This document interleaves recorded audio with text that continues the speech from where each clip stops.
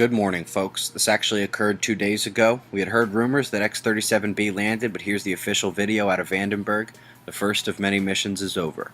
This is a good article on ancient climate change making a green Antarctica. Greece kept shit from hitting the fan for a bit longer. Remember, global debt is exacerbated by stagnated growth in India and China, and France is apparently just going to let their government shoulder more and more of the burdens. Earthquake activity is rising worldwide. A 6.4 hit off Japan yesterday.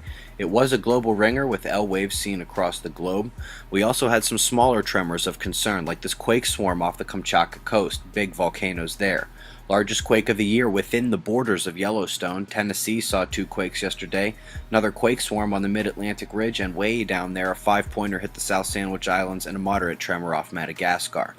This well-defined low is a major typhoon. Looking one day later, it's slightly north, and it is going to swing slightly northeast and slam Japan head-on in the coming days. We had a gamma burst last night, first one in about a week, coming out of the constellation Aquila.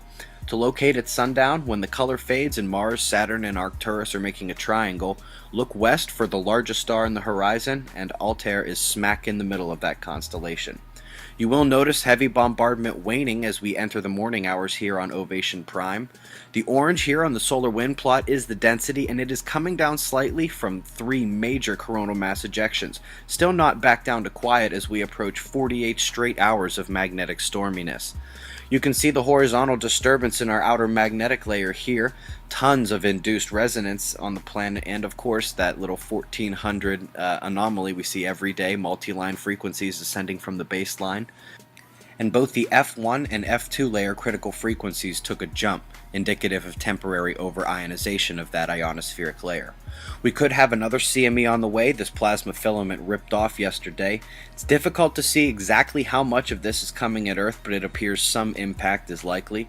Got a few more dark thin filaments on the center disk. If you watch the lower left, it's a good thing that eruption went that way.